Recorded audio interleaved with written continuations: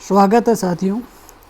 आज हम देवदत्त द्विवेदी यानी कि देव के एक प्रकरण जिसमें हंसी की चोट,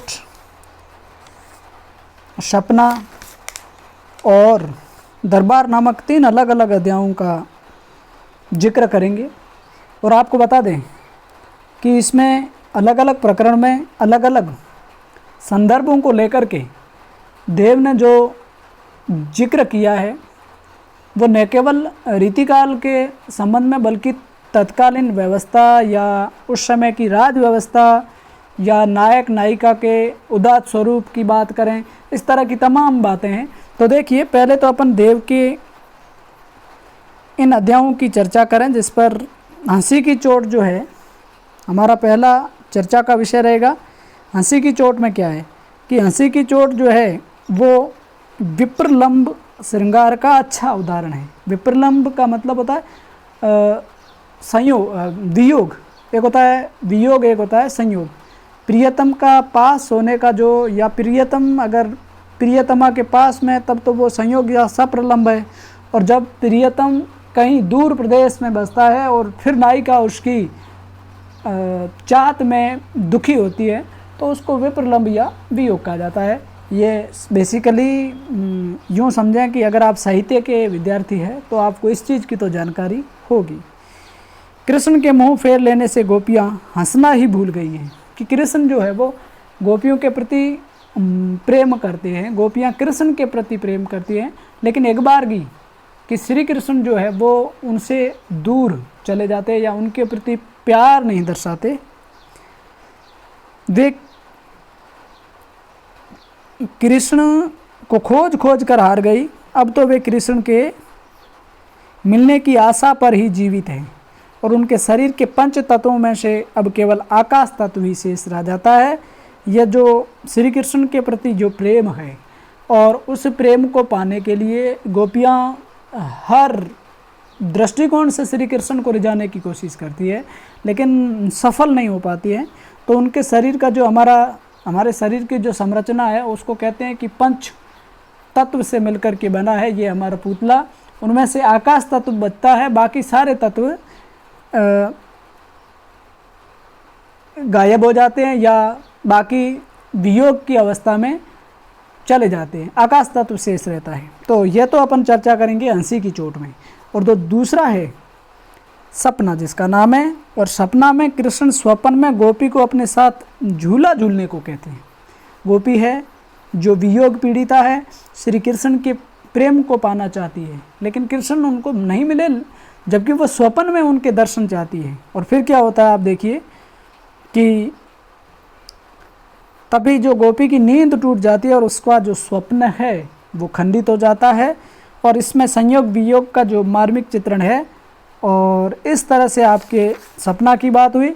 और जो तीसरा है उसका दरबार जो है, इसमें पतनशील और निष्क्रिय, मतलब काम के प्रति उदासीनता जैसी सामंती व्यवस्था जो तत्कालीन देव के समय देखी गई, यानी कि 1673 में देव का जन्म माना जाता है, और यानी कि 17वीं 18वीं शताब्दी या मध्यकाल का उत्तरार्ध या रीतिकाल या रीति कवियों का एक प्रकार से बहुत बड़ा असर था। देव उन्हीं में से एक है। अब अपन चर्चा करेंगे पहले तो हंसी की चोट का।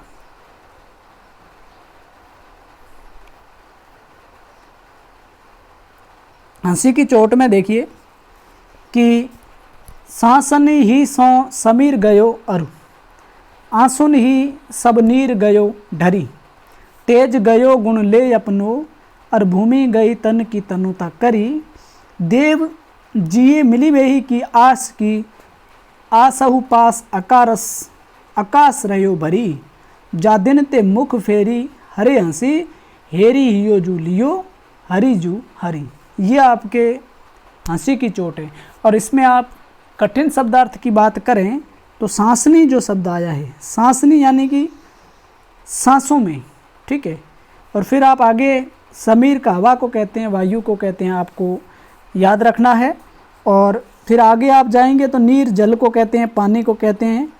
और ढरी यानी कि ढरी यानी कि बहना, ठीक है, खिसकना। अब आपके आगे गुण गुण गुण को कहते हैं, और तनुता जो है, तनुता दुबलापन, कमजोरी जिसको कहेंगे आप। आसहु, आसहु यानी कि आशा। आकाश, आकाश आकाश को कहते हैं, पंच तत्व में से एक है।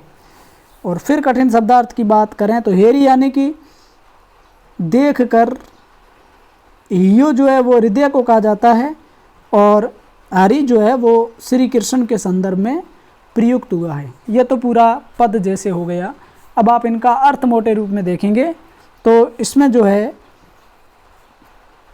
एक बार क्या है, श्री कृष्ण ने गोपी की तरफ मुस्कुरा करके देखा तो गोपी बहुत प्रसन्न हो जाती है, लेकिन उसके बाद में कि श्री कृष्ण ने गोपियों की तरफ या गोपी की तरफ देखना बंद कर दिया, और तब क्या स्थिति होती है कि गोपी की खुशी जो है वो काफूर हो जाती है, गायब हो जाती है, और वह उसी वियोग या उसी पीड़ा में जीती है, और दिन प्रतिदिन क्या होता है, कमज़ोर पड़ती है। विरह अवस्था में वह तेज सांसें छोड़ती है। सांसनी ही सुसमीर गयो, यानी कि विरह के कारण उनके श्वास की गति बढ़ रही है, और इससे शरीर से जो वायु जो है, तत्व जो 5 तत्व है, उनमें से गायब हो जाती है।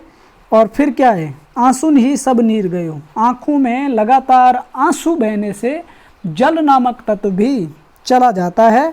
और फिर आप आगे देखिए कि तेज गयो गुण ले अपनो, गोपी के शरीर का तेज जो है, चमक है, वो भी अब जा चुकी है, क्योंकि वियोग पीड़िता जो है। और इस प्रकार जो तेज तत्व या अग्नि जो है, जिसको एक पंच तत्व में माना जाता है, और इसलिए वो भी चला गया। और भूमि गई तन की तनुता करी, और विरह व्यथा में उनका शरीर जो है वो बहुत टूट चुका है, दुर्बल बन चुका है, कमज़ोर बन चुका है। फिर इस कमजोरी में उसके शरीर का भूमि तत्व भी चला गया है।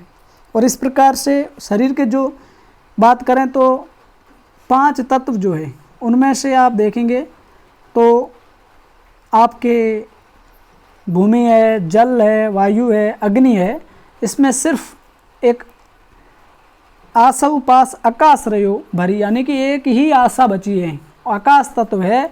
और वह गोपी अकेले आकाश तत्व के बलबूते पर ही अपने मन में श्री कृष्ण से मिलने की आस टिकाई हुई है। तभी से उनका दिल जो है वो कृष्ण के पास चला गया है, लेकिन वो हंसना इसलिए भूल गई है कि चूँकि श्री कृष्ण उनसे दूर गए हैं, यानी कि वो उनके पास नहीं है। इसलिए ये पंच तत्व में आकाश तत्व जो आशा के रूप में है, इसमें आप सवैया छंद जो है, सवैया छंद अलग अलग छंद होते हैं, उनमें से हैं, अलग से हम चर्चा करेंगे। उसका प्रयोग हुआ है। हरिजु हरि में यमक अलंकार है, और जैसे तन की तनुता है या हरे हंसी है, हेरी हियो है, इसमें एक वर्ण की बार बार आवृत्ति हो रही है, तो जाहिर है कि अनुप्रास अलंकार होगा। मुख फेरना ये मुहावरा है, इसको भी देख लेना। और वैसे पूरे पद में अतिशयोक्ति अलंकार का प्रयोग दिख रहा है। फिर अपन चलेंगे तो ये आपके हंसी की चोट नामक पदों में चर्चा हुई। अब आप दूसरी बात करें तो आप देखिएगा सपना। सपना में पूरा एक बार वाचन हो जाए कि झहरी झहरी झीनी बूंद है प्रतिमानो, गहरी गहरी घटा घेरी है गगन में, आने कहो श्याम मोशो चलो झूली बेको, आज फूली ने समानी भई ऐसी हूँ मगन में, चात उठ्यो ही उठी गई सो निगोड़ी नींद, सोए गए भाग मेरे जानी वा जगन में, आँख खोली देखूं तो न घन है न घन श्याम, वे छाई बूंदें मेरे आंसू वे दृगन में।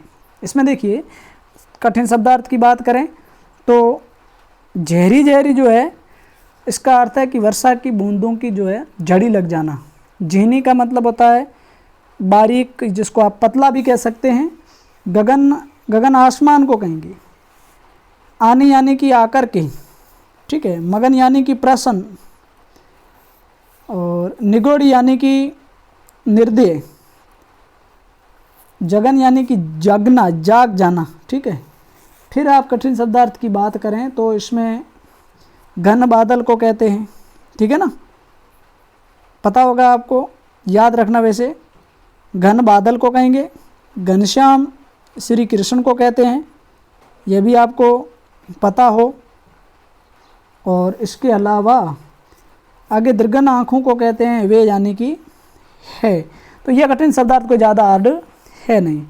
अब आप आगे देखिए अर्थ की कि झहरी झहरी झीनी बूंद है प्रतिमानो। ऐसा लग रहा है कि जो गोपी है वो सोई हुई है और वर्षा ऋतु है तो बारीक बूंदें बरस रही हैं और बारिश की बूंदें झरती हैं, तो आसमान में एक प्रकार से गहरी गहरी घटा घेरी है गगन में। आसमान में बादल पूरी तरह से छा जाते हैं उस समय बरसात के दिनों में। और ऐसे शानदार और सुंदर वातावरण में गोपी जो है वो सोई हुई है। तब है कि आने कयो श्याम मौसो चलो झूली बेकुआच। उस वक्त उस बरसात के ऋतु में जहाँ उद्दीपक पैदा होता है, कृष्ण ने आकर के कहा कि अपन झूलने को चलें। और चाहत उठ्योई उठी गई सो निगोड़ी। ऊपर देखिए, फूली ने समानी भई ऐसी हूँ मगन में, यानी कि श्री कृष्ण के इस प्रस्ताव को पा करके बहुत प्रसन्न हो गई। फूले ने समाना यानी कि अत्यंत प्रसन्न हो गई। और चाहत उठ्योई उठी गई सो निगोड़ी नींद। और जैसे ही मैं उठी और मेरी निर्दयी नींद उड़ गई। क्यों? क्योंकि गोपी नींद में श्री कृष्ण के उस प्रस्ताव को ठुकरा नहीं सकती। और फिर सोए गए भाग मेरे जानी व जगन में, आँख खोली देखी तो ने घन ने। घनश्याम यानी कि गोपी कहती है कि जैसे ही मैं खुद नींद से जगी तो मेरे जो भाग है वो सो गए। क्यों? क्योंकि उस समय जो कल्पना आई थी, उनके अंदर एक ड्रीम स्वप्न आया था, उसमें कुछ भी नहीं था। घन और घनश्याम स्वप्न में आए थे, लेकिन वास्तव में उनकी नींद खुली तो न तो बादल थे न श्री कृष्ण थे। आँख खोली देखो तो न घन है न घनश्याम, वे छाई बूंदे मेरे आंसू है दृगन में। और उनकी आँखों के जो आंसू है उनकी जड़ी लगी हुई थी। अर्थात गोपियाँ जो है या गोपी है या नायिका जो है वो नींद में श्री कृष्ण के दर्शन को तो पाती है, लेकिन वास्तव में श्री कृष्ण नहीं है, तो एक प्रकार से छली सी रह जाती है। और इसमें आपके श्रृंगार रस का संयोग और वियोग दोनों का चित्रण है। क्यों? क्योंकि जब गोपी सोई हुई है या एक नायिका सोई हुई है तो कल्पना उनको होती है, तो संयोग होता है कि वो झूलने का प्रस्ताव आया, मिलने का प्रस्ताव आया, और जब जगती है तो श्री कृष्ण नहीं है, उनके प्रियतम नहीं है, तो ये भी योग हो गया। ये भी आपको ध्यान रखना है। इसके अलावा ये झहरी झहरी और गहरी गहरी में पुनरुक्ति प्रकाश अलंकार है, ये महत्वपूर्ण है। घन है न घनश्याम में सभंग यमक अलंकार है, क्योंकि इसको टुकड़े किया जा सकता है।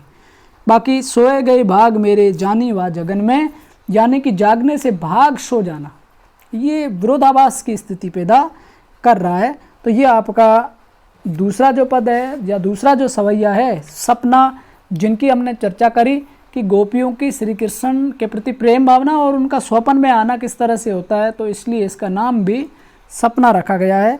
अब अपनी चर्चा होगी अंतिम सवैये की, और उसका नाम दरबार दिया गया है। अब इसमें देखिए, साईबंद मुसाइब मूक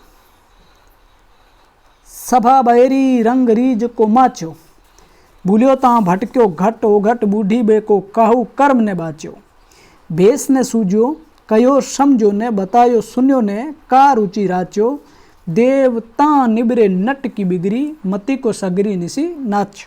कठिन शब्दार्थ देख लीजिएगा, क्योंकि कठिन शब्दार्थ के अलावा हम इस प्रकार के सवैये या किसी भी पदक्रम को सरल नहीं कर सकते।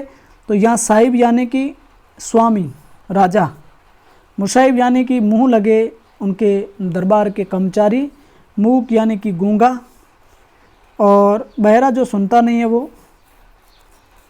और फिर आपके काहू यानी कि किसी, मति बुद्धि को कहते हैं ना, सरल है वैसे, आप चाहें तो उसको देख लेना।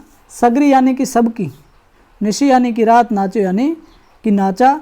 इसमें आपने देखा होगा कि उस समय की राज दरबार की अव्यवस्था या राज दरबारियों का एक प्रकार से निष्क्रियता का वातावरण है, उसकी चर्चा है।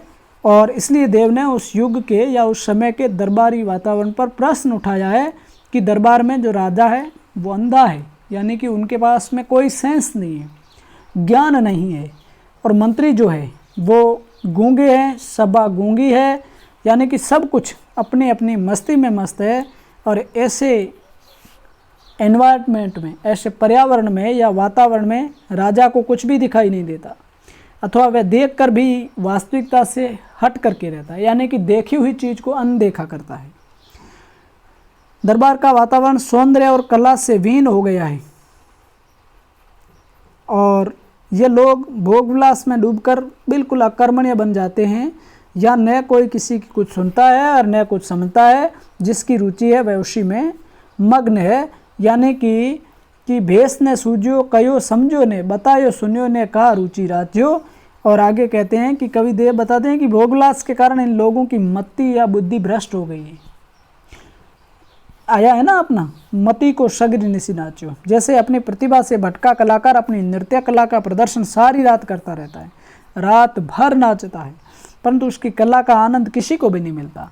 और वही स्थिति दरबारियों की है और वे सभी अनुभूति शून्य हो रहे हैं, यानी कि उनको कोई फीलिंग्स, कोई राज दरबार के प्रति नैतिक दायित्व या अपनी प्रजा के प्रति जो जिम्मेदारी, रेस्पॉन्सिबिलिटी होनी चाहिए, है नहीं। फिर आप आगे देखिए, और इसलिए देव कहते हैं कि इन लोगों की बुद्धि मारी गई है। और फिर वही की वही स्थिति इन राजा महाराजाओं की, दरबारियों की हो रही है, जो रात भर प्रदर्शन करने वाला नृत्यकार है, और इसलिए इनको इन चीज़ों से कोई सरोकार है नहीं। इसमें आपके रुचि राचो, निशी नाचो, निबरे नट आदि में देखेंगे तो आपके अनुप्रास मिल जाएगा। घट ओघट में सबंध यमक अलंकार है ना। ब्रज भाषा तो देव की है, रीतिकालीन कवियों में प्रायः सबने ब्रज भाषा का प्रयोग किया है।